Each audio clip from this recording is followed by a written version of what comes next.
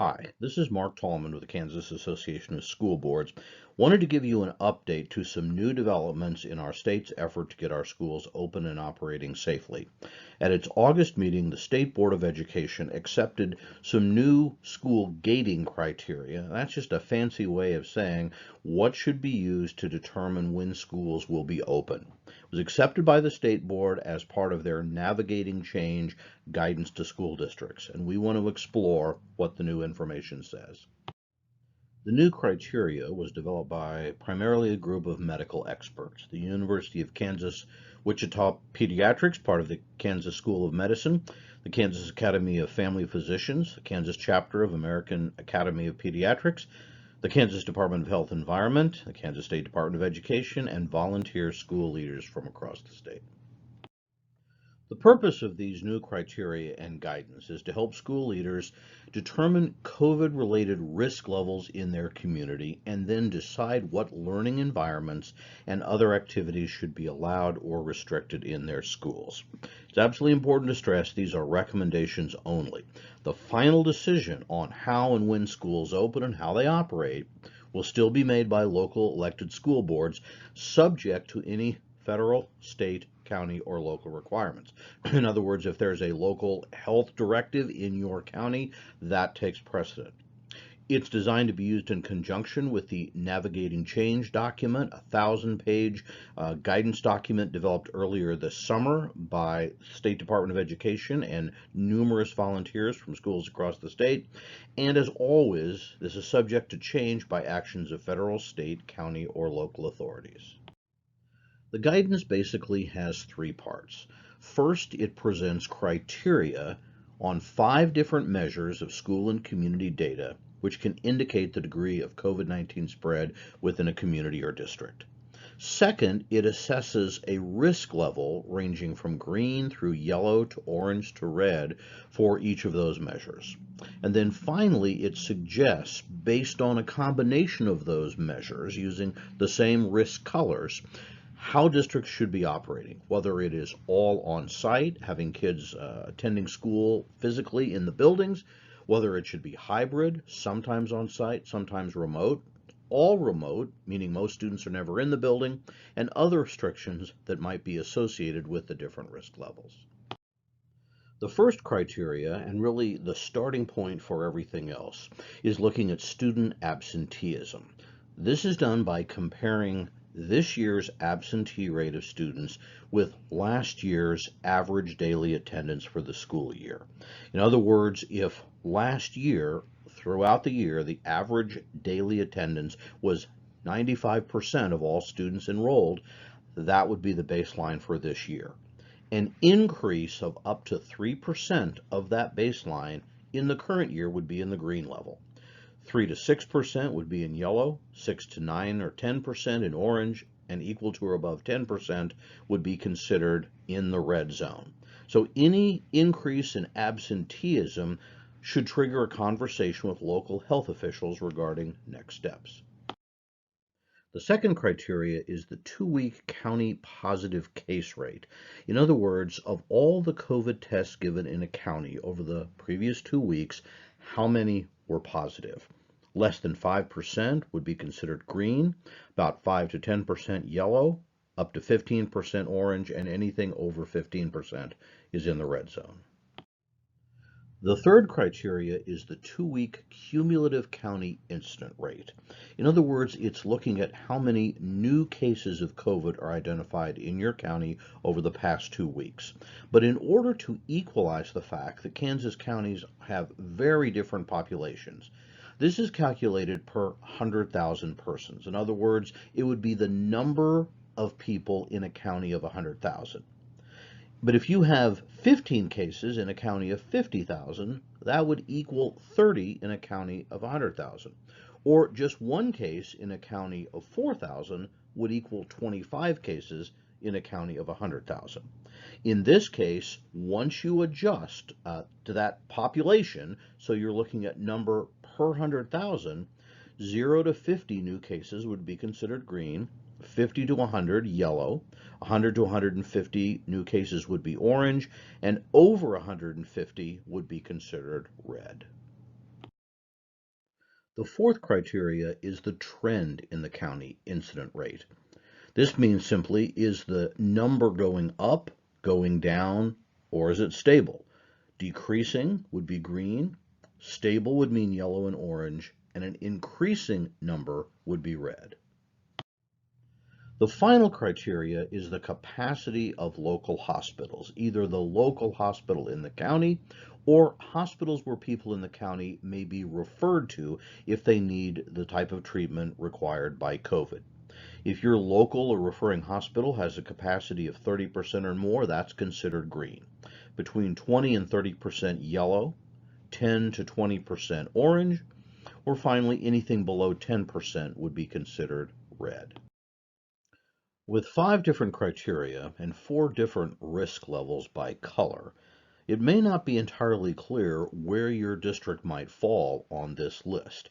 And in fact, there's no particular formula, and again, there's no requirement to use this evaluation at all.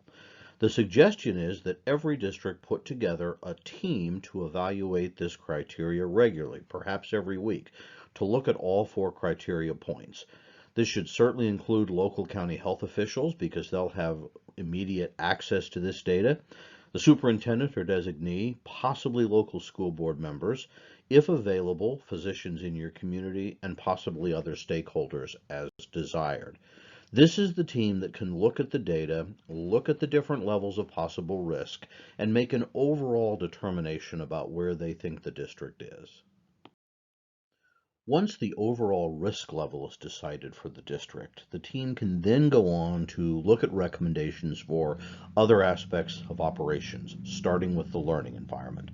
That's where students generally receive most of their teaching and learning. At the green level, all grades from pre-K, through 12 could be safely taught on site. At the yellow level, younger students, pre-K through 5, could be taught on-site or at a hybrid where some of the learning could take place at the school and some would be online. Also at yellow, grades 6 through 12 should be considered through hybrid. The point of this is to allow fewer students at school at all times to make social distancing more feasible. At the orange level, pre-K through 5 grades should be considered on-site or hybrid with 6 to 12 and remote only.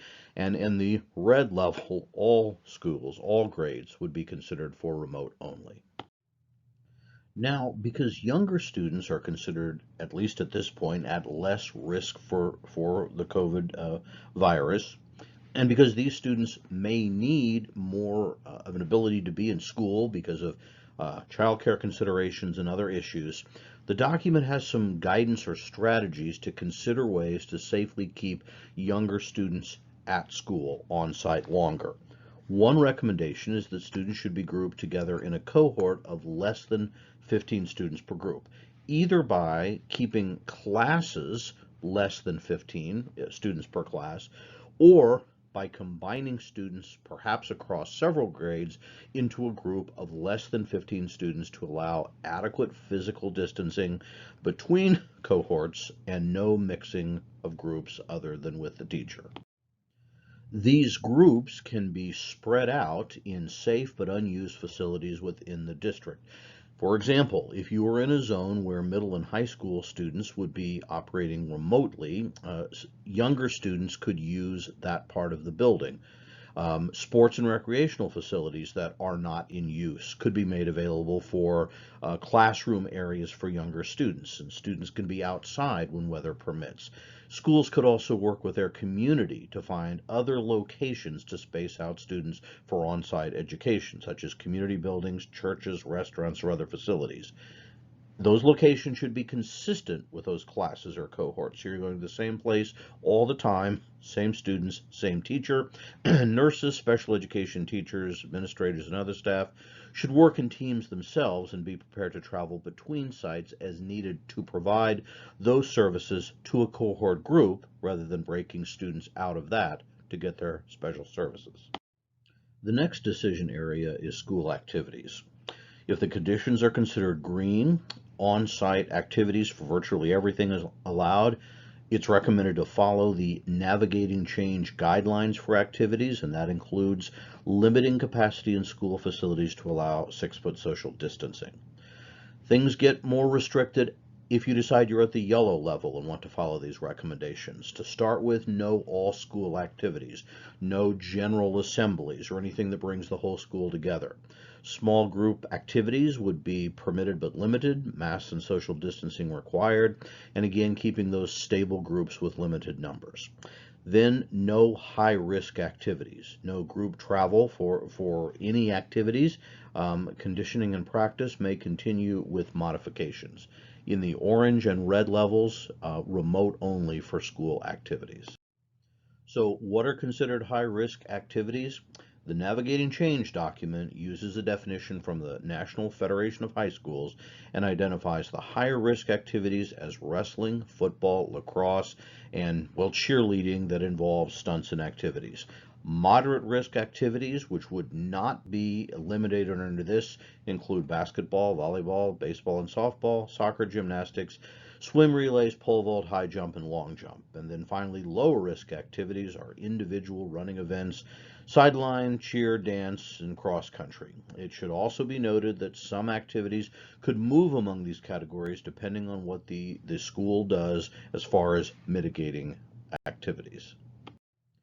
Next are conditions for spectators or audience. So once again, in the green level, just about everything would be permitted as long as you follow the navigating change guidelines, and that's primarily ensuring that there is capacity to allow 6-foot social distancing. Again, in yellow, things are allowed, but with more restrictions. Distancing should be by keeping household groups together, but separated from others, and masked if indoors, and also following any limits on the total number of individuals per guidelines in navigating change or other local conditions. Again, just like for activities, remote only for the orange and red levels. Next would be considering visitor access. Green level again, very few restrictions. Follow the navigating change guidelines allowing for social distancing. Yellow, suggestion is that people should be allowed into schools and visitors only by appointment, requiring mass social distancing and the limits on capacity.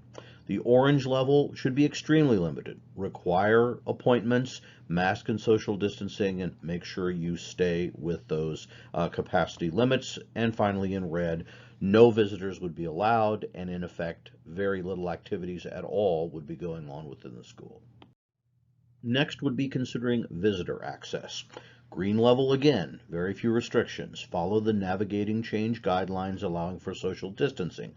Yellow, suggestion is that people should be allowed into schools and visitors only by appointment, requiring mass social distancing and the limits on capacity. The orange level should be extremely limited. Require appointments, mask and social distancing, and make sure you stay with those capacity limits. And finally, in red, no visitors would be allowed, and in effect, very little activities at all would be going on within the school. You can get more detailed information on all of the Navigating Change resources and the school gating criteria at the Department of Education website and in their Navigating Change portal, and you can get resources from the Kansas Association of School Boards through our Roadmap to Reopening portal. Thanks for your interest.